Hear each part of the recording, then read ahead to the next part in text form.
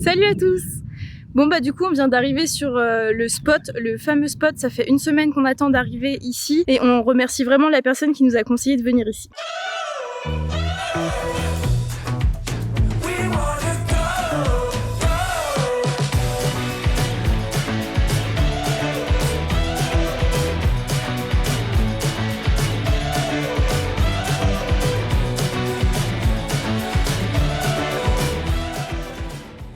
Hier, j'ai regardé un petit peu sur Maps, j'ai vu qu'il y avait pas mal de petits chemins qui serpentaient et qui nous permettraient de monter sur les hauteurs du canyon. Donc je pense qu'on va essayer de se faire ça ce matin. Du coup on vient d'apercevoir un troupeau de 9 animaux. On sait pas trop si c'est des chèvres ou autre chose. Elles étaient pas super craintives, on a pu se rapprocher et les observer pendant un petit moment. Au final, on s'arrête beaucoup pour prendre des photos, pour faire des plans, qu'on met 15 plombs à avancer pour atteindre le sommet de ça. À mon avis, on en a pour 2 heures si on va à ce rythme-là. Regarde la grosse là. C'est un soldat.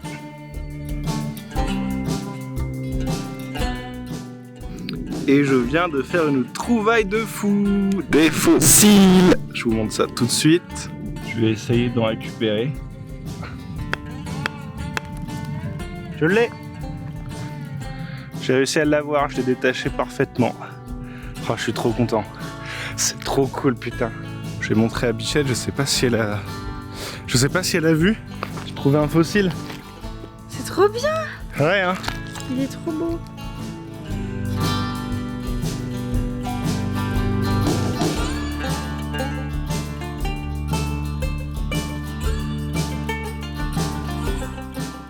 Hey! Du coup ça y est, on est arrivé au sommet. Lucas il est en train de faire le vol du drone. Et la vue elle est juste imprenable. Qu'est-ce qui vient de se passer là?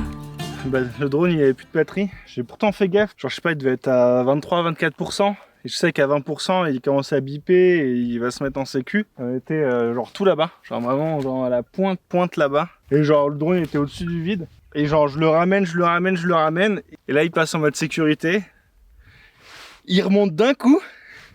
Et il part de là-bas jusqu'ici parce qu'en fait on l'a fait décoller là pour réatterrir au point où il a décollé. Parce que en gros c'est un endroit safe. Mais ça fait bader quand même. Du coup je me suis mis à détaler comme un lapin pour le récupérer. J'ai dit tiens mon petit drone. Shit, elle a dit on descend en balle.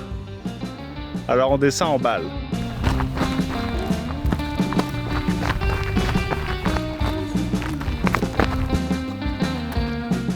On va devoir passer par-dessus la crevasse. J'étais quand même pas très loin du bord.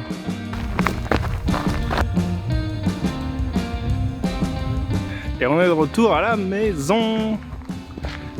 Et on va graille. Ça fait 4 fois qu'on le dit, je crois qu'on a vraiment faim.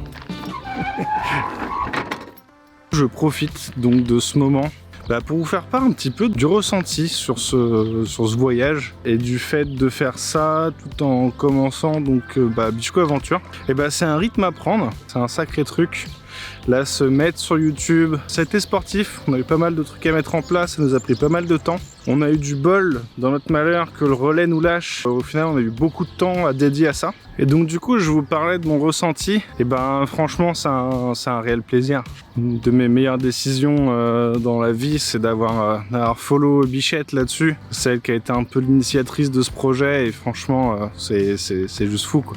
Et puis en termes de ressenti, là ça fait 2 semaines qu'on a passé la frontière espagnole. On a l'impression que ça fait 4 mois quoi, genre l'expérience, tout ça, c'est juste fou. Au final on fait littéralement le tour de l'Espagne en 3 mois et demi. Et donc c'est un rythme à prendre de pouvoir bosser tout en voyageant, de parfois devoir écourter certaines visites ou parfois devoir juste aller chercher de la 4G plus que le spot incroyable, mais on arrive toujours à se débrouiller pour avoir plus ou moins les deux.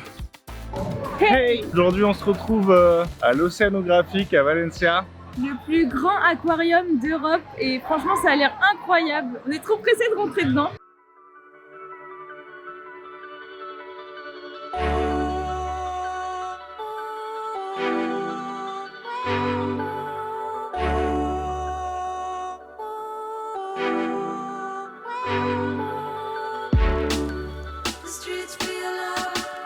J'en ai pris plein la vue. En gros, c'était les animaux de la mer Méditerranée, les poissons de la mer Méditerranée. Depuis tout à l'heure, on essaie de faire un plan, mais il y a un hélicoptère de la police qui tourne autour du parc. Je ne sais pas si vous le captez. Les Espagnols adorent l'hélicoptère. Du coup, là, on se dirige vers la sphère aux oiseaux. Du coup, on va aller voir ce que c'est. Alors, la volière? Franchement, super cool. Vraiment kiffant. Ça fait vraiment trop du bien d'être vraiment autour des animaux. Bon, par contre, on essaie de passer entre les gouttes de chure d'oiseaux.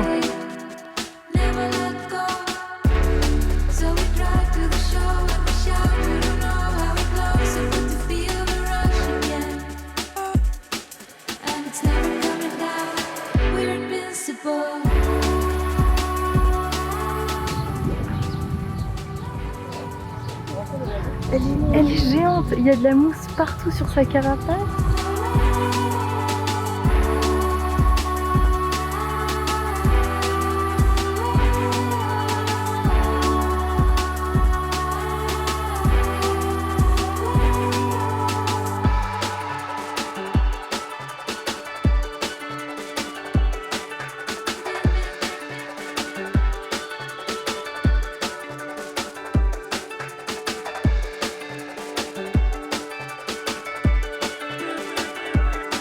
Alors? Ah, je passe un moment incroyable. J'avoue que là on est bien. Ouais.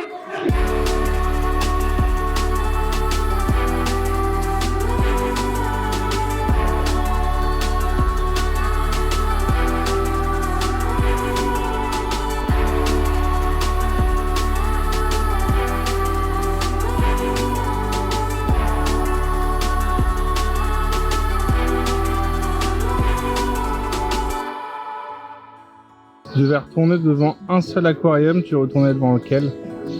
Devant l'aquarium des pieuvres. Ouais. En vrai, je suis d'accord. Ouais, c'était vraiment les plus impressionnants. Ouais. Bah, c'était magique quoi. Toi, Lucas?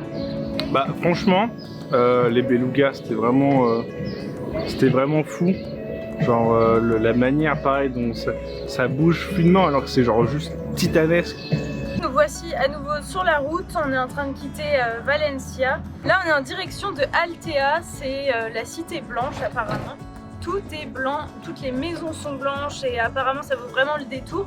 Comme du coup demain on est samedi, les petites boutiques seront ouvertes, on a décidé d'aller faire un petit tour là-bas. Là on est à Altea, la cité blanche.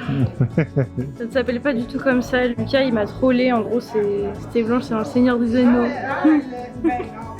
La bonne ref. Ce matin on a travaillé sur ordinateur et là on est en train de faire la checklist pour reprendre la route pour aller à Torrevieja, le lac rose. Ça va être magnifique, j'espère qu'il est rose toute l'année. Alors la checklist.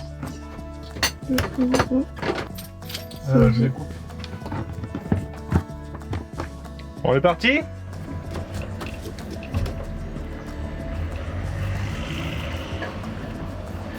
La manœuvre est bonne. Ah Bichette. Opération nettoyage de panneaux. Et apparemment ils sont dégueulasses. J'essaie de prendre mes précautions.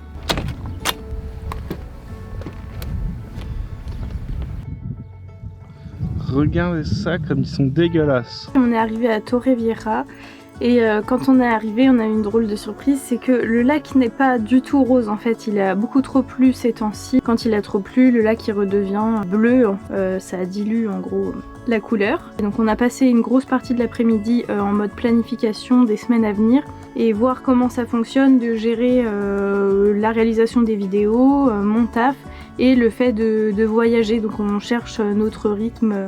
Là on va faire un essai sur le mois à venir où on a planifié les excursions, les balades et les randos, si c'est plus gérable entre voilà, toutes les choses qu'on fait.